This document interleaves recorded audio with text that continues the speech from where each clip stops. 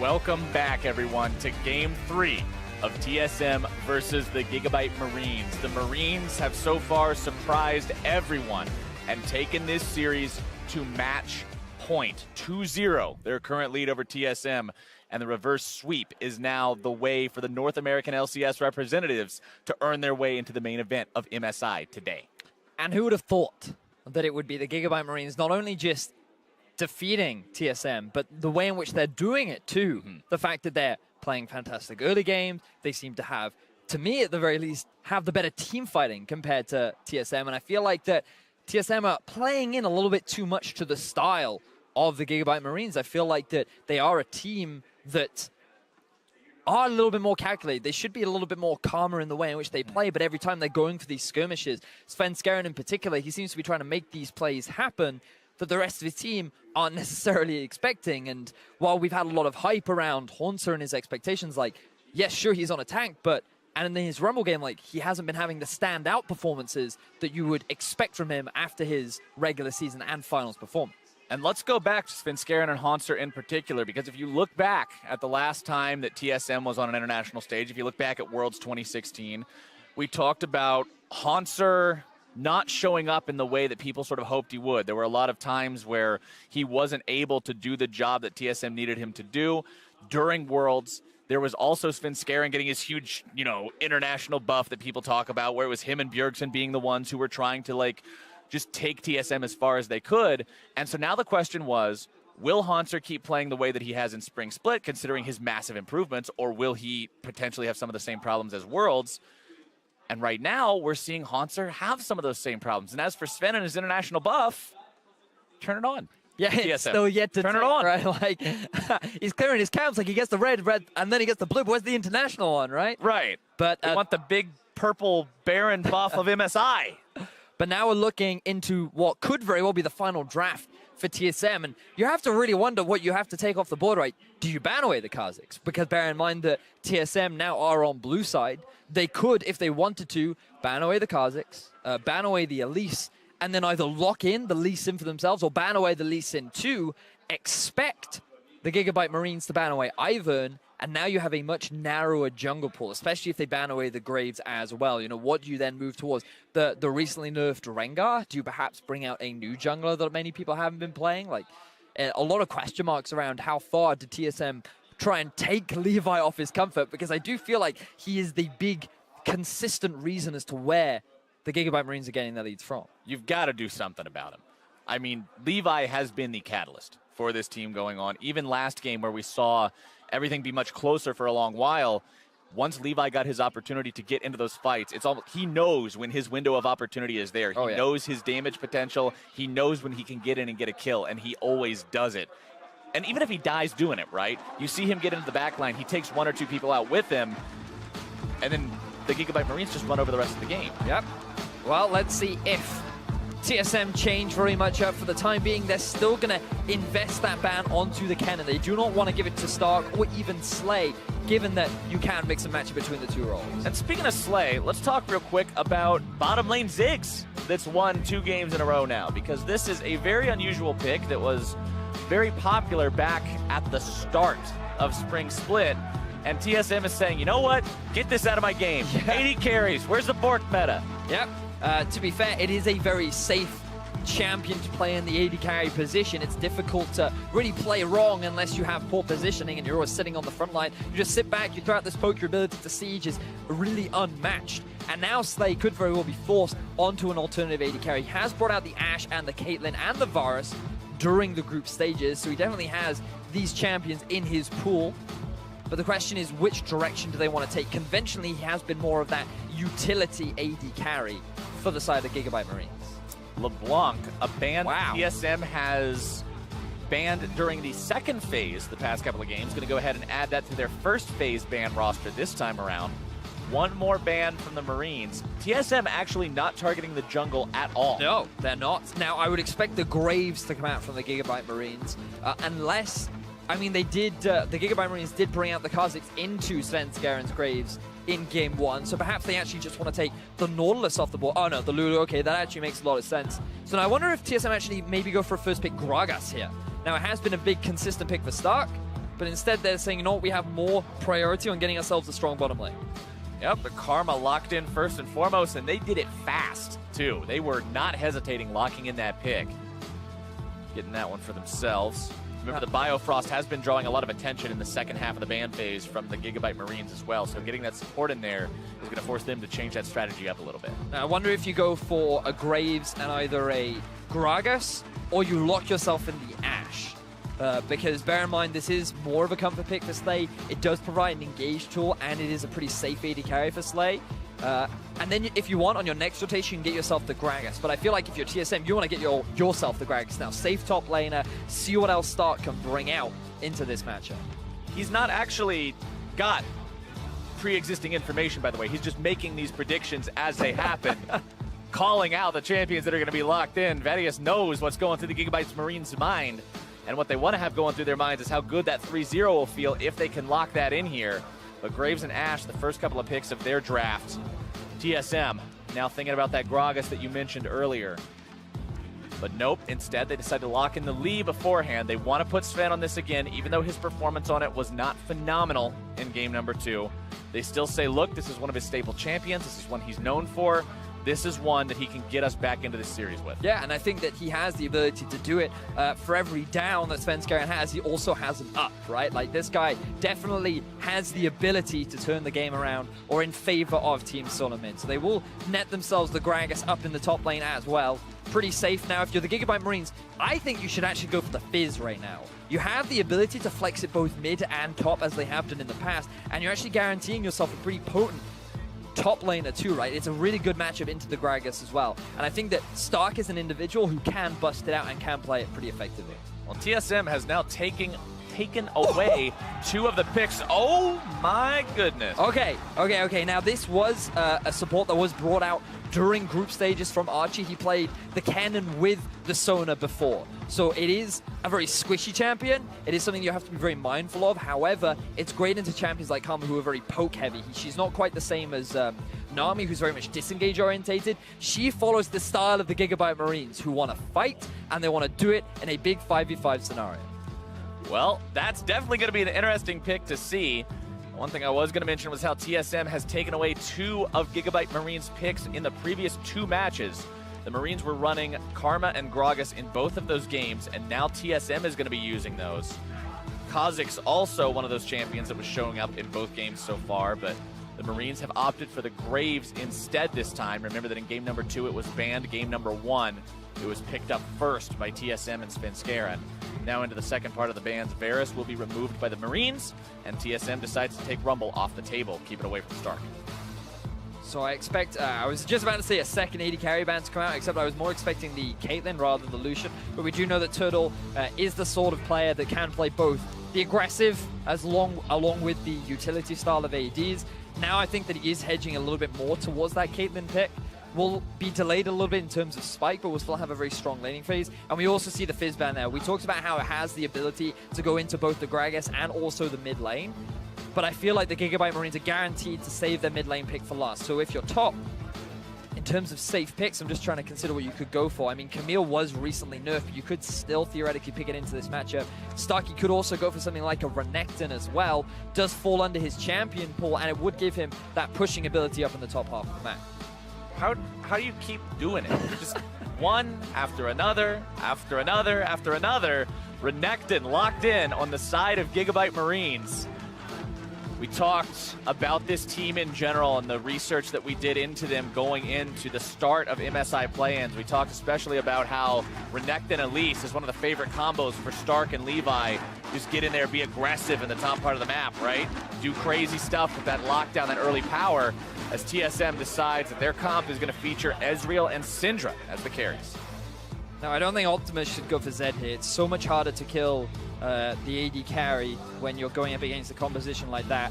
I feel like you would go for something a little bit more utility-based, it seems. Now, he did bring out Zilean on day 1 of the plans. This goes against the typical playstyle that he is used to, but it puts more of the emphasis on the rest of his team. Optimus is confident after the performance, especially, how can you not be confident in Levi, right? He is playing the Graves, he is playing the carry, and the ability to siege and their ability to poke is so strong with the Gigabyte Marine. So this is a composition that they are very comfortable with. Whereas TSM, they've built more of a poking, pick style of composition, which takes a while to scale. So I want to see more slow, gradual play from the TSM squad, and I don't want to see them fall prey into these little skirmishes that Gigabyte Marines are so effective at forcing.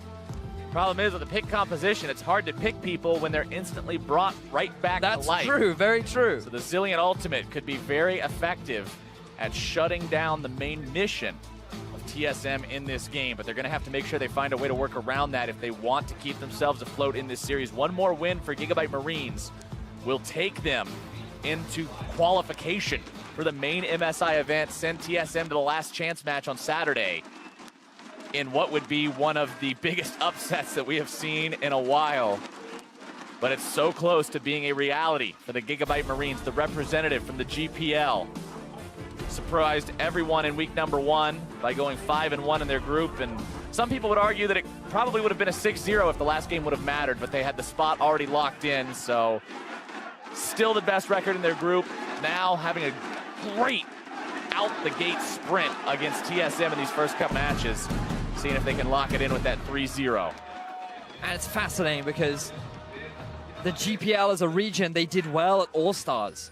They've been gradually doing better and better every year. Their level has been improving. And now we've gotten to a point where Optimus, Levi, Archie, these are some old names in the League of Legends scene. These guys have been around for a while. And now they're really demonstrating to the world they have what it takes against some of the best regions in the world. Like North America has always been considered a strong region internationally. And now we're getting to see the Gigabyte Marines bring it to them, 2-0. Slay and Wild Turtle just kind of going to pass by. Nope, not anymore. One shot fired off as Turtle walks away, just taking that one, doesn't really care too much about it. No level 1 invade coming out from either side. That's a difference that we've seen between this game and the previous 2. Remember that the past couple of matches, TSM has tried to move into Gigabyte Marine territory at level 1, either through the Raptor camp or through the bottom lane tri-brush. Both times it failed for them. This time around, they're saying, you know what? We tried to invade 2 games. We lost 2 games. Let's cool out. Maybe the invade plan isn't a good plan. Trial and error, you know? Maybe that don't work. Well, the Gigabyte Marines will start off Levi at his Raptor camp, clearing out those tiny ones, get level 2 fast enough to have that much more potency against the big one.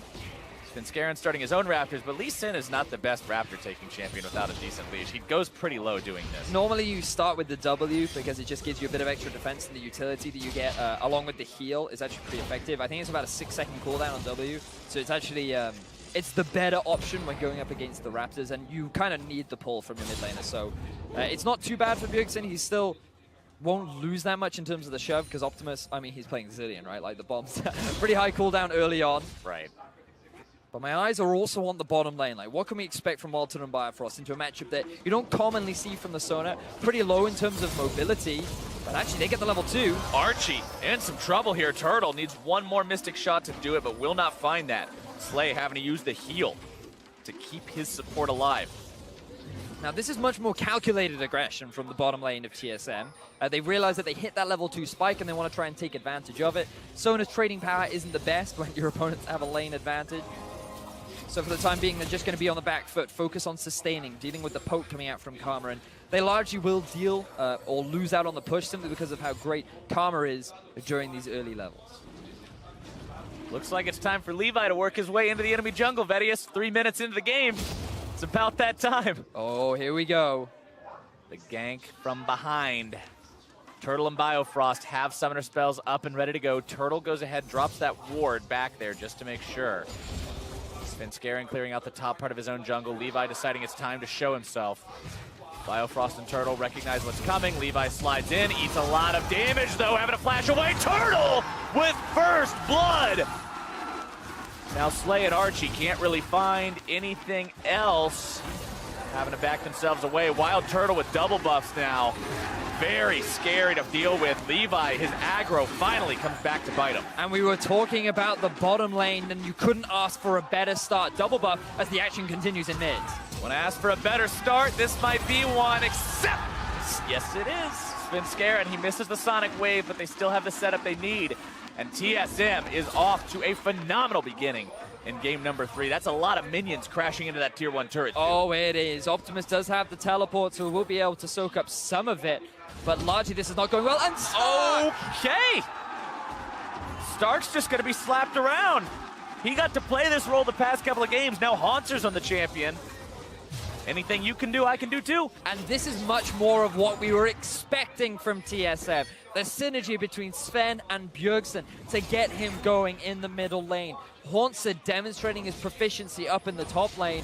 And this is not typically what you would expect from the Renekton, but he's playing into the minions. He actually uses the Fury in his Slice and Dice. He no longer has the heal on his Q because it's on cooldown.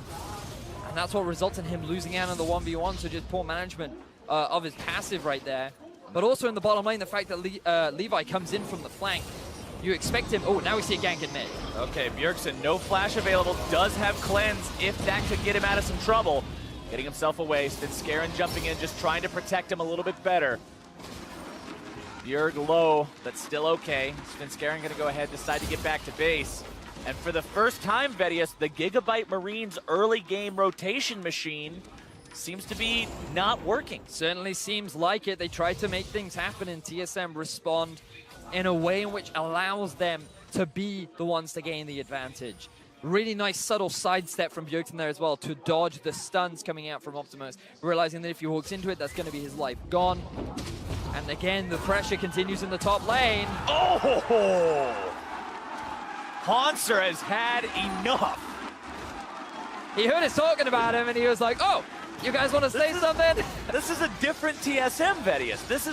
It's like TSM was just sort of goofing around the past couple of games, and now they're saying, all right, we're going to lose if we lose this game. Everybody play serious now. And they are just having an awesome early game. Oh, they are, and this is going to mean so much for the 1v1 matchup too. The fact that Hauntzer's gotten himself 2 solo kills means that Renekton now effectively has no value in this laning phase. He can't push anymore. The fact that Hauntzer's going to be able to get early armor means that he can't even trade against him anymore. Hauntzer's value in team fights is so much larger simply due to the utility that he brings. Stark is really going to struggle to find an impact, largely just because he's losing out on this 1v1. I mean, you talk about Renekton, you talk about a champion who generally the discussion about him is, yeah, he's strong in lane, but he falls off later on. When you die 1v1 to your opponent twice in lane, you're sort of removing the strength of your champion. Oh, for sure. And now look at the CS discrepancies as well. A solid 20 lead on every single member of Team SoloMid. This is so much more of what we expected from the North American squad. Taking those picks that the Gigabyte Marines used last game seems to be working out pretty well for them. Taking the Gragas away from Stark, taking the Karma away from Archie. Bjergsen now back on the Syndra too. Optimus just bombing the wave, trying to keep Bjergsen zoned away and maintain control as much as he can. Bjerg doesn't really care too much about that either. And it also ties into the investment from Levi, right? Because normally you expect him to be ganking either the top lane or the middle lane. And when you have a Renekton who ends up getting pushed in, perhaps Levi should have invested more of his resources towards the top half of the map. Perhaps he should have looked to try and snowball this Renekton up against Haunzer, which works for them very nicely in game 1. But now he invested a gank down in the bottom lane. It ends up going horribly wrong for him. Wildton and Biofrost already had the stronger push, and now they're going to be winning out on the trade, along with Svenskeren looking for a dive down bot. Svenskeren wants to make this one happen, gets the kick onto Slay, who is just going to be destroyed. Wild Turtle grabbing the kill on that one, going up to 2-0 as TSM will take turret first blood 8 minutes in. Very clean map movements from Team SoloMid. They push out the middle lane with Syndra. They make a map movement through the river, knowing that they have full vision control around the bottom half of the Gigabyte Marines jungle. And then they easily set up the dive. And Slay and Archie, they know the play is happening, but they're still level 5 and level 4. Wild Turtle is level 7. The fact that TSM have just naturally a massive experience advantage, and it continues up in the top lane. Meanwhile, top lane, I don't even know what to say about that one. Haunzer with his 3rd solo kill! The man is running wild! True Shot Barrage fired off, not going to find its way onto Optimus, predicting him to maybe back up in that brush, but he won't be. 5,000 gold lead onto TSM right now. Svenskeren taking down the Elemental Drake. The first Elemental Drake of this series that will go the way of TSM, Vedius. Oh boy. That was close. I mean, it's tough to know, right? TSM are just playing immaculately right now. They are really putting the hurt onto the Gigabyte Marines. We just saw such great early play on all 3 lanes. The dive in mid, the turnaround in bot, the solo kills up top lane. And those solo kills, that's the Haunter that people were exactly. expecting to see coming into this game. That's the guy who, remember, in NALCS this split, we had a lot more Korean talent coming into the top lane. There were a lot of questions about whether the current NALCS top laners from 2016 would be able to stand up against them. And Haunter just rose to the occasion, still being one of the best, if not the best top laner in the NALCS. And then to come into this series in the first 2 games and just have subpar performances that he didn't accomplish a lot on, this is his redemption. Yep. And if you're the Gigabyte Marines, that now you have to try and figure out how to play from a 5K gold deficit against the team that knows extremely well how to snowball their advantages. Know that they've kept their bottom lane in the bottom half of the map, but I expect to see Biofrost start roaming around along with Svenskeren and maybe even Bjergsen too, to invest deeper vision so they can start taking these other tier 1 towers and extend their control over the game. And playing from that kind of a deficit is always hard, but it's especially difficult when you have a team like Gigabyte Marines whose experience doesn't lend them towards that situation ever. This is a very dominant team in the GPL. They're never sitting at a 5,000 gold deficit early on. This is not something that normally happens. So, but also getting 2-0'd by the Gigabyte Marines is also not what normally happens to teams from mid, right? So the fact that they've been able to bounce back in such a... Oh, even stealing the damn wolf. You will have nothing, Gigabyte Marines. And you will like it. Gigabyte Marines trying to hold their own jungle, but as soon as Haunter steps up, they got to step back. And Gragas very, very scary right now. Optimus and Slay trying to get their fancy feet on, dodge away from some skill shots. Turtle going to be in some trouble and deleted just a little bit too far forward. Wouldn't be a TSM game if Wild Turtle didn't get caught. If Wild Turtle didn't get caught at least once, I don't know what we'd be watching, but that's a catch that's going to buy Gigabyte a little bit of time maybe, or the TSM push might just take this down regardless. TSM feel that they have the level advantage, they have the gold advantage, and they're going to go for time. Very nice combo from Haunter. Resilient save going to be big, though, as Haunter gets chain CC'd and can't do anything about it. Nice turnaround from Gigabyte Marines. So, this time round, Gigabyte Marines are able to punish the dive from Team SoloMid.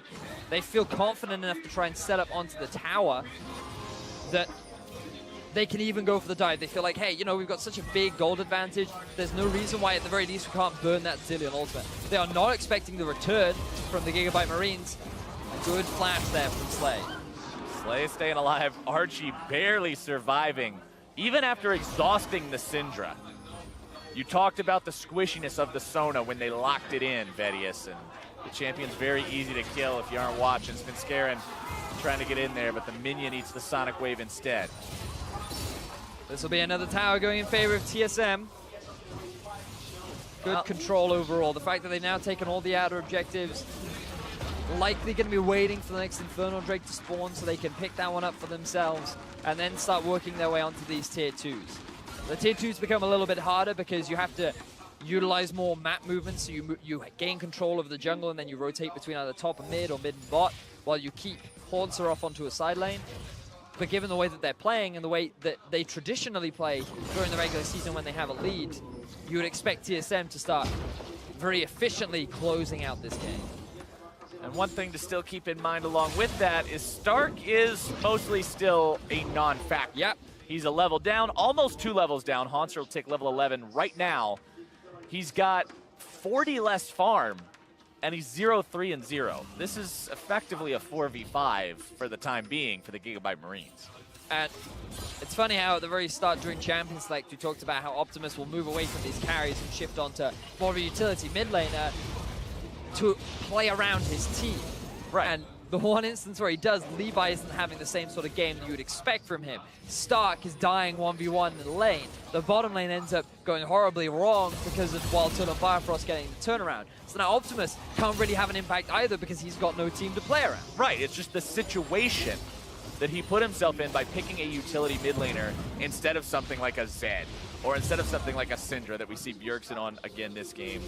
0-0 and 1 for him. Morello Namicon and Sorcerer's Shoes. He's got the cooldown reduction and the mana he needs to just keep on spamming. And a blue buff always makes that job easier to go with it. 50 seconds till Infernal Drake spawns, and you can bet TSM's going to be locking that one down. Only 14.5 minutes into the game, and TSM have a 5,500 gold lead. Just unbelievable how swiftly they dismantled the Gigabyte Marines. And I think a lot of it came down to the way the draft was done, taking away some of those big picks that Gigabyte Marines were using to be so effective. TSM properly denied them. They were able to make the adjustments they needed, and we talked about that going into this. Adjusting in a best of 5 is actually a huge part of it. It can it can mean the difference between winning and losing sometimes. Oh, it certainly can. I do feel that we're going to see a lot more value on this Gragas pick coming into the rest of the game, should TSM be able to close this one out. I mean, in terms of expectations, you would imagine that a team with this kind of a gold lead at this point of the game... We can't even talk about expectations. Yeah. That's the problem. Just because of the way games 1 and 2 played out, but Infernal Drake will drop to TSM as two Elemental Drakes, to 0 for these guys.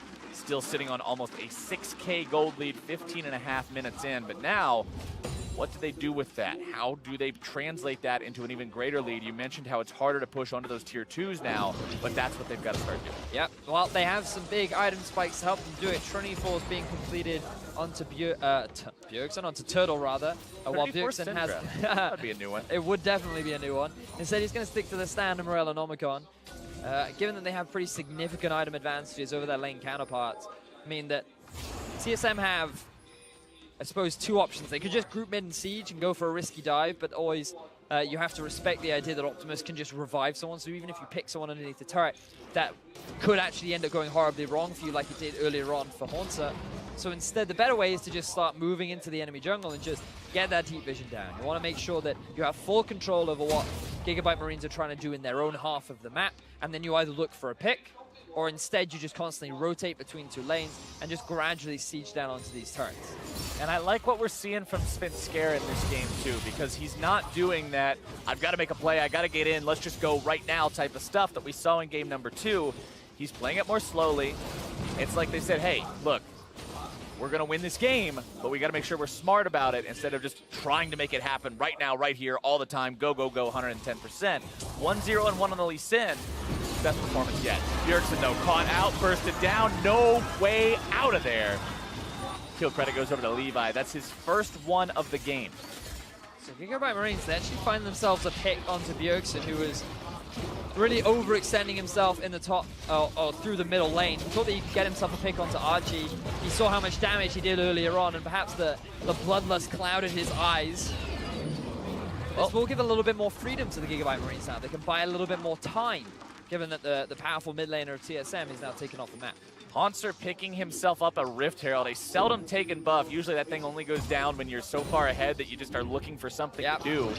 And that's kind of where Haunter is. I mean, with the lead that he currently has over his lane opponent, it's only going to be scarier as Optimus uses the ulti on himself, and Turtle knows to let that expire before finding the last auto attack to take him down. I like the patience there from Turtle. He knew that Optimus wasn't getting out. Talking about overextending mid laners, that was exactly the same there for Optimus. He had no control over the river. Ends up getting collapsed upon as a result. But now Bjergsen has respawned, and one of your main wave clearers in the Zillion has now been taken off the map. So that small amount of time that you were trying to buy for yourself has now disappeared. And TSM will return to their siege. Meanwhile, Haunter just keeps on pushing in the top lane, maintaining that 40 CS advantage. TSM looking to see if they can set something up with Svenskeren over this wall. A ward will spot him out, so Slay and Archie are very aware of exactly what these guys are planning. Levi getting himself away from Haunter, who uses the explosive cast to buy himself some time, flashes over the wall, and he'll be out of there. He buys enough time, distracts enough members of Gigabyte Marines for the rest of TSM to take down the Tier 2. It's just desperation plays now from the Gigabyte Marines. Teleport and 3 men were invested into trying to kill Haunter, and he walks away scot-free without even taking that much damage. Now the arrow lands on a Bjerg. Oh, Bjergsen again going to be locked down, but Optimus is out of there. Cannot even chrono break himself. Nice catch from TSM along with another Tier 2. The turnaround from TSM as Gigabyte Marines try to make a play happen was so clean. The Gigabyte, they just got completely zoned away from that engagement, and it allowed TSM to pick themselves up another Tier 2 tower. Full control. This is the TSM that the fans and the viewers were all predicting to come into this series. Absolutely is. This is what a lot of people wanted to see from game number 1. It was just kind of, where are they? What are they doing? Where has this TSM been for the first couple of games? But it seems like they finally found their mojo. They finally found how they're going to be able to win this, and they show no signs of stopping. There have been a couple of picks onto Wild Turtle, onto Bjergsen that have paid off for the Gigabyte Marines and have allowed them to stabilize a little bit. But look at Levi, 1, 1, and 2 on the Graves. Now, I'm not saying that's a bad score, but on a team where you're the catalyst for everybody making moves happen, where you're the guy who always gets everything going, if that's all the further you are 20 minutes into the match, who else is going to make those plays? And it's fascinating how in game 1, Gigabyte Marines were able to snowball a game after one small mistake from TSM. And now here in game 3, we see exactly the same situation except in reverse, where TSM, they were able to find a small window with which they look to punish, but then also you have to give props because Haunter made his own advantages in the top lane. That was no gank. That was not, I mean, I suppose it was, that was just 1v1 outplay. But that was just Haunter destroying his lane counterpart. Haunter doing Haunter things. Levi also, that mistake at the level 3 gank bottom side, just, that was essentially gifting double buffs and a kill over to your opponents. It's not like Svenskeren was there and turned it around. Yeah. Levi just made the wrong play. He did. He was not expecting the burst from Bifrost, that's for sure.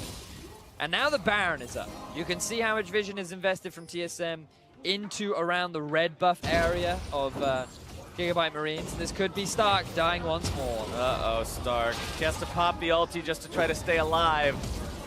And flash. And he's still dead. Oh! Brutal. Oh, it's gotta hurt. 4-1 and 1 on Haunter's Gragas. Sunfire Cape plus Iceborne Gauntlet. Stark can't even hurt the dude. And now it's a 5v4. They're gonna push onto the inhibitor turret itself here in the bottom lane. If they can take that inhibitor down, that's the most important one for going for Baron. Remember, pressure on the opposite side of the map makes it very hard to contest that, especially this early on into the game. Still 10 seconds or so before Stark makes his way back into the game, and TSM is not going to risk it. Instead, they just allowed Turtle to take the T2 top and back themselves away. Very patient play from TSM, taking their time. It would be so difficult for them to lose this game, so there's no need for them to do anything crazy, right? Like, why give your opponents windows with which they can come back? Instead, just take it calm, be cool. Your 1% loss opportunity is doing something stupid in the enemy base, so why not do something smart and not allow yourself to do that? Exactly. So Baron is another option for them. They can just continue with what they're doing. They know that Haunter will win this 1v1. I think after the 4th time, you'd be pretty confident that Haunter could win it. Pretty convincing argument at this point, I'd say. Haunter 4-1 and 1. 0-4 and 0 for Stark. Even though there's 3 kills on the Marines, he's not been a part of anything so far. 70 CS now, too, separating these 2 top laners. The Flame Horizon is a-coming, but the game might end before we even get there. Yeah, it actually might. We're coming real close to this one potentially being over. If TSM can lock away this victory, they're over 10,000 gold up just 23 minutes in. Bottom lane inhibitor exposed. Vision in the upper river around Baron. 2-shot barrage fired through. Not going to steal the red buff away like he did the Wolf earlier. Good attempt. No, it was just mostly for scouting purposes anyway. If I'm nitpicking, I feel like Sven at this point should be moving more with Biofrost to start getting vision around the entrances to the jungle of Gigabyte Marines rather than doing his croaks, but it is naturally nitpicking. Meanwhile, Haunter is pretty overextended in the bottom lane, but he's level 15 at 23.5 minutes into the game, so I think he's okay. And the pressure will just continue. A lot of focus is being spent around this Baron, and TSM have to be very careful about how they play this, because we've seen the smite wars between Levi and Svenskeren, and I do feel like that Levi is currently winning in the head-to-head. Yeah, you don't want to take the 50-50 here. That's another one of those throw conditions we were talking about, just opening a window for your opponents to maybe come back into the game. TSM would much rather just zone them away, find some kind of a kill, make it a sure thing.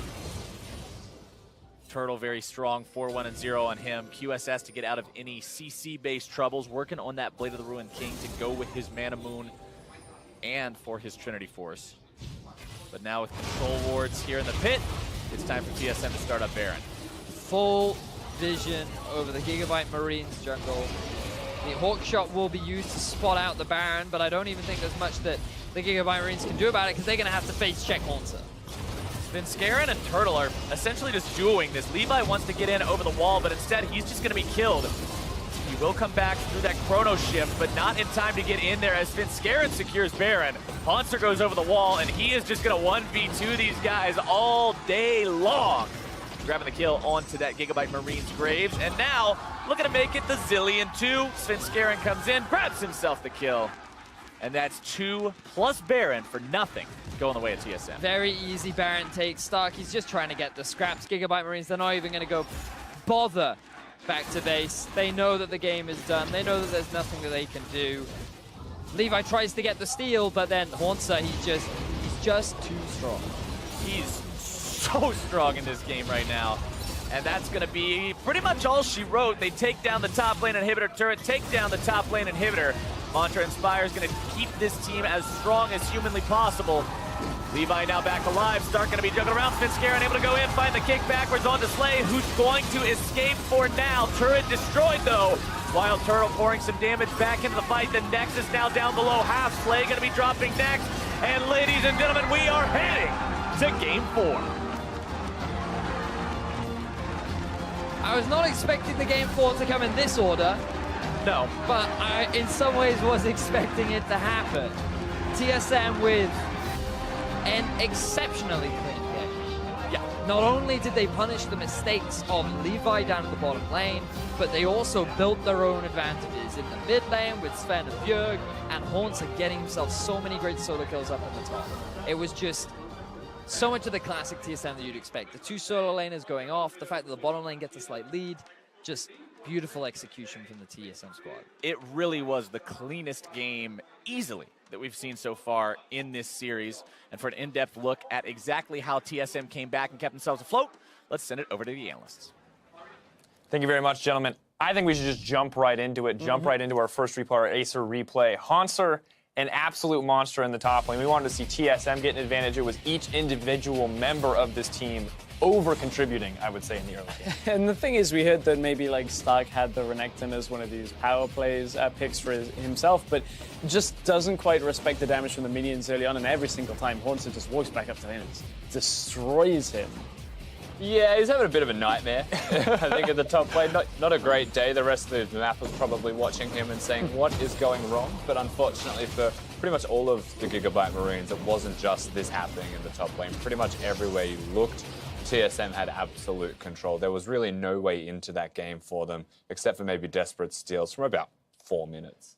And we saw in kind of even games, Gigabyte Marines always felt like a team that could fight back, but when TSM built what ended up being an insurmountable gold lead, it feels like these guys just could not do anything in this game overall. And I think that's honestly what we expected coming into game 1. Like, realistically, the reason everybody said TSM should be the favorite team is because that game, if you take it on its own, is what everybody thought game 1 would look like too. And as we look at further replays from this, you can see how clean TSM, when playing with the lead, can be. I mean, the dive under mid tower is the replay that we want to take a look at. They just go aggressive, get the kills, and just take the tower from it. Like, this point, the game is already basically out of reach for the Gigabyte Marines. Maybe if somehow they can lay out the crowd control perfectly, but TSM, they're in, they're out right before any reaction can really come from the Gigabyte Marines, and it's already gone. Bjergsen's there. Yeah. Svenskeren's hitting the kicks this time. Wild Turtle was actually 2-0 up in lane. They defused Levi's first initial gank. Everything that TSM did in game number 3 is indicative of where it's meant to be for this team.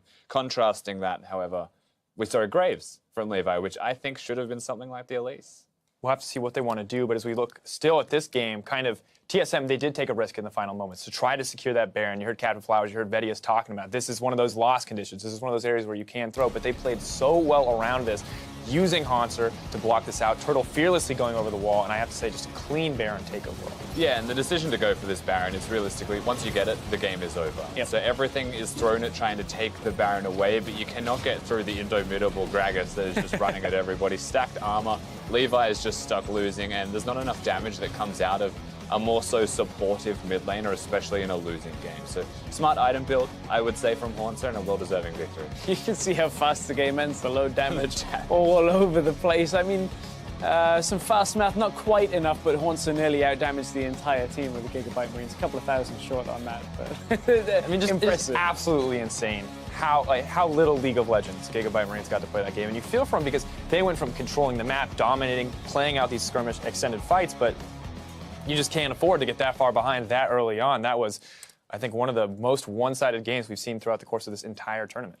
Yeah, and one big thing you have to remember, though, when you're looking at this, yes, it's now 2-1 in a series, but it was also Gigabyte Marines pulling out the Zillion Sona composition. They tried it during the group stages of the play-ins, and it was successful to a degree because they were unlocked in laning phase. But now you're against the higher caliber of laner, where you're going to have a harder time actually executing on this comp. I think they just go back to standard. And we saw exactly that in the bottom lane. The Sona chunked out early, forced the heal. The lack of a heal meant when Levi did go aggressive in the bottom lane, it wasn't really able to keep him alive through the tail end of that to end up in the first couple of kills. So that was one of the real issues with that Sona that we were talking about. I know we're going to discuss this a little bit more as we go through, but I want to see them go back to the first two game style compositions, less on the utility. All right, well, we'll talk about that in a few minutes, but we're going to be stepping away. Don't go anywhere, because when we return, it is Game 4 between the Gigabyte Marines and TSM. Biofrost and Turtle recognize what's coming. Levi slides in, eats a lot of damage, though, having to flash away. Turtle with first blood! You can go Sona. Sona, no flash. All right. We take bottom tower? Okay, let's go. Bjergsen, again, going to be locked down, but Optimus is out of there. Cannot even chrono break himself. Right, the Nexus now down below half. Slay going to be dropping next. And ladies and gentlemen, we are heading to Game 4.